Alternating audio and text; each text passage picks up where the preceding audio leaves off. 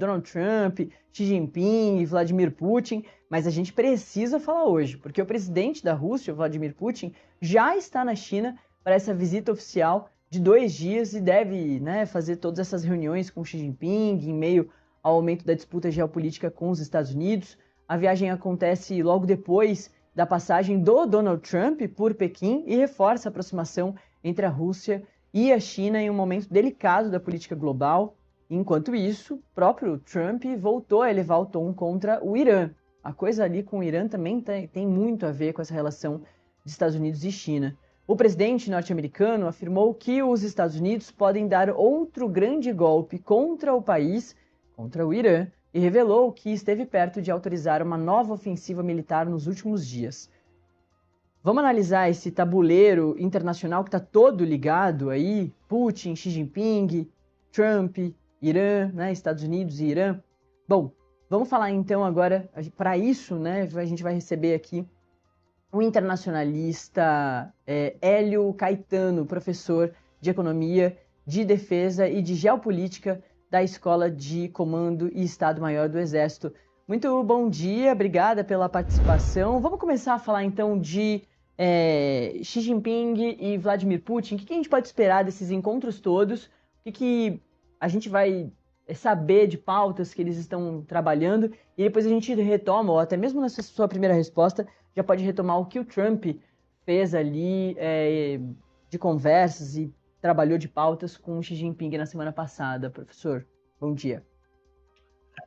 Bom dia, Natália. É um prazer estar aqui com você e toda a audiência do Acorda Metrópolis. De fato, é uma nova reunião entre o Putin e o Xi Jinping. É só chamar a atenção aqui que é a 36ª reunião entre os dois chefes de Estados. Eu acho que poucos chefes de Estado se encontraram tanto, né, nesses últimos anos quanto Putin e Xi Jinping. Também chama a atenção, né, a brevidade dessa reunião. Xi Jinping acabou de receber, né, a delegação norte-americana, o que demonstra de início uma importância crescente da China nas discussões sobre a geopolítica internacional, sobre as finanças, sobre o mercado de energia e também uma discussão sobre os conflitos internacionais, tá? Então, acho que o primeiro ponto dessa reunião é a reafirmação dessa parceria estratégica entre China e Rússia. Tá? Então, na pauta dessa reunião, são mais de 40 acordos específicos que vão desde o comércio, desde a questão da moeda, de denominação dos contratos, principalmente no setor de energia, cooperação na área militar, além de questões relacionadas a um redesenho da governança internacional. Então, vamos ficar bastante atento, em especial ao documento final que será entregue à imprensa, às autoridades, para selar, né, digamos, o resultado dessa reunião. O professor, nas reuniões que o Trump fez na semana passada com o Xi Jinping, com esse mesmo Xi Jinping, a gente teve poucos acordos também que saíram efetivamente. O que você está falando é que, em relação à Rússia, muito mais deve se avançar. Em relação lá aos Estados Unidos, na frente ali das câmeras, eles foram simpáticos um com o outro, foi uma situação bastante amena, mas a gente sabe que eles discordam de pontos muito importantes para os dois lados, como, por exemplo, a questão de Taiwan. Isso aí ficou em aberto e seguiu sem nenhum caminho em comum, né? E pode ser um grande problema, pode continuar sendo, ou aumentar esse problema ainda mais para frente, já que o tabuleiro aí internacional é sempre muito instável a partir do que a gente vê das movimentações intensas aí do presidente Donald Trump, professor. Sem dúvida, Natália. Eu diria que há uma triangulação muito importante, né? Estados Unidos, China e Rússia. Uhum. Nos anos 70, né, era com a União Soviética e redefiniu a ordem internacional dos anos 70 para cá. Hoje, eu acredito que estamos em um momento parecido com esse. Só para chamar a atenção, veja que os espaços de discussão dos conflitos, colocamos ali essa centralidade da China, dos Estados Unidos e da Rússia. Todas as questões internacionais, eu diria que esses 3 países estão ali na mesa de negociação. Ponto 1. Ponto 2, de fato, há uma distensão, um distanciamento crescente das relações China e Estados Unidos, em especial nesse governo Trump, o que demonstra, né, Trump retorna à China depois de 9 anos. O governo Biden não fez uma visita oficial à China. E, de fato, há uma série de desacordos do campo comercial, do campo financeiro e, em especial, essa tensão estratégica com Taiwan, o que vai diferenciando, né, digamos, a política externa chinesa, né, dos objetivos da política de defesa externa norte-americana. Com relação à Rússia, o que a gente identifica é o contrário. Desde que Xi Jinping assumiu o governo, foram 11 visitas do presidente chinês a Moscou, ao passo que Putin visita pela 25ª vez. Se a gente soma só essa aproximação diplomática, são 36 visitas de chefe de estados, dá uma média de 3 visitas por ano, sem contar as cúpulas internacionais que esses presidentes se encontram. Eu fiz aqui uma conta rápida, são mais de 40 encontros, né, nesses últimos 12 anos.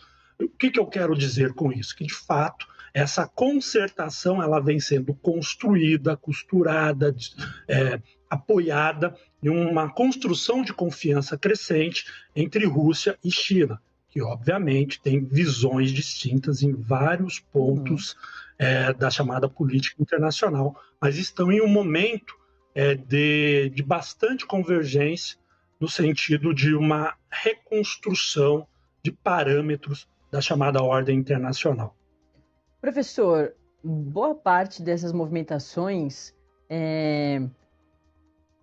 se acelerou com o tarifaço. O tarifaço foi a primeira grande moeda de troca desse segundo governo do presidente Donald Trump, que fez essa bagunça no mundo todo durante o ano passado. E aí, nesse segundo ano de segundo mandato do presidente Donald Trump, ele mudou a moeda de troca. Também tem a questão das tarifas, mas os ataques militares a outros países. Então, teve Venezuela, petróleo, teve Irã, petróleo, e muito é enxergado disso tudo como o Trump sendo esse presidente americano que está voltando a tentar colocar os Estados Unidos nesse mapa internacional com muito mais força, porque perdeu muito espaço para a Rússia e perdeu para a China também, principalmente para a China.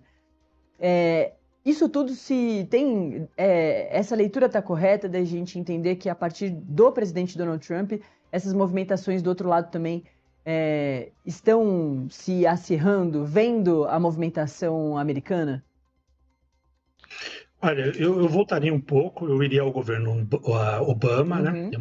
Tem uma lógica, né, de um pivô asiático, mas dentro de uma outra estratégia, uma outra linguagem diplomática, uma estratégia muito mais liberal, né, de reenquadramento da China via comércio, via abertura comercial, via sanções, mas de uma natureza muito mais multilateral.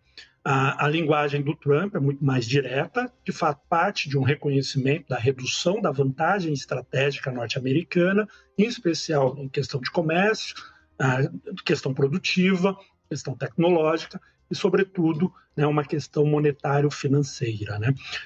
E os Estados Unidos, de fato, ainda são o país mais importante desse comércio internacional, porque os contratos são denominados em dólar, grande parte das transações internacionais, inclusive para a China, inclusive para a Rússia.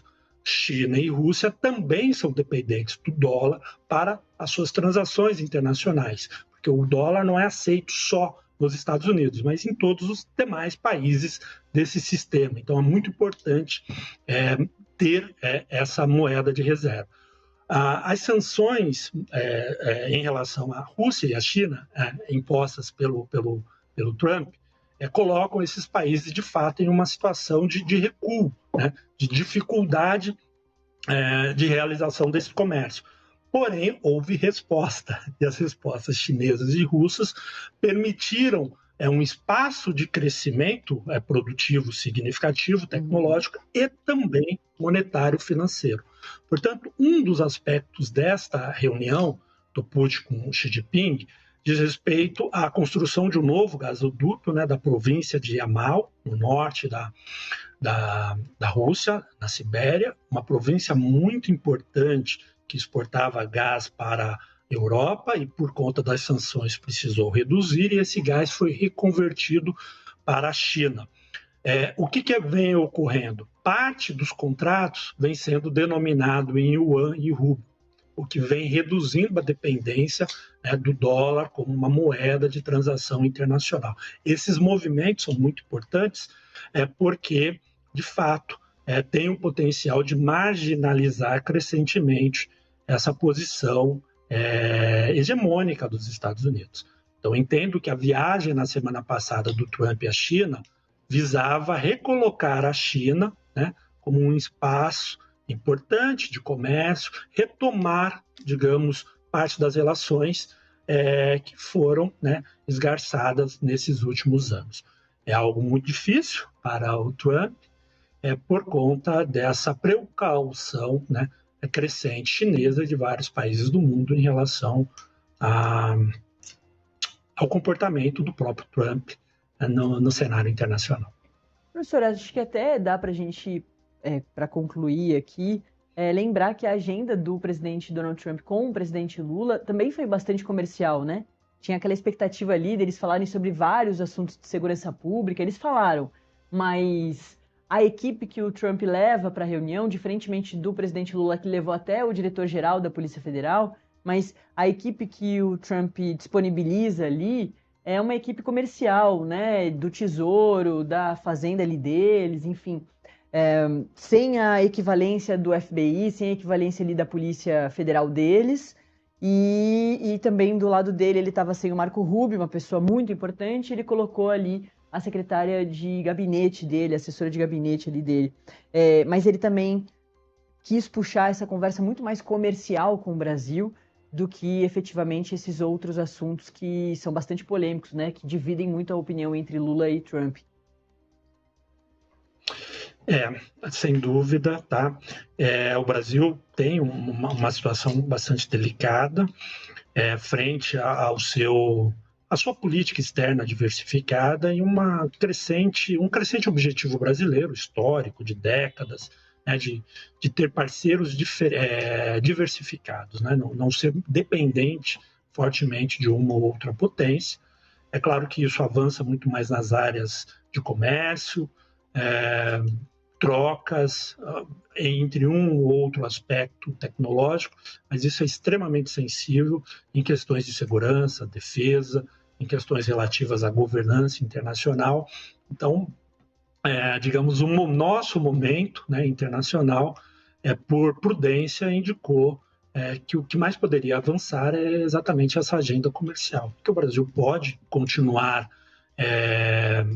ampliando, diversificando e intensificando as suas trocas com China, com Estados Unidos e, inclusive, até com a própria Rússia, né, em virtude de algumas necessidades que temos que são difíceis de serem substituídas no curto prazo no comércio internacional, né? Vários países têm estratégias semelhantes. Só para citar um exemplo aqui, veja que em 2024 a França bateu o recorde de importação de gás da Rússia, né? Então a Europa ela vem sancionando a Rússia. Porém, a gente vê esse paradoxo que parece algo muito ilógico, mas não, dentro da política internacional tem uma racionalidade muito forte, porque uma coisa é que as sociedades e até os governos desejam, outra coisa é uma necessidade que as sociedades, os governos têm para a produção, para o comércio, enfim, para o dia a dia das suas populações. Perfeito. Professor Hélio Caetano, professor de Geopolítica, esteve com a gente aqui para falar sobre essas movimentações, essas reuniões todas do Xi Jinping, primeiro com Trump, agora com Putin, e, claro, também retomando até a reunião do Trump com o presidente Lula agora no finalzinho. Obrigada.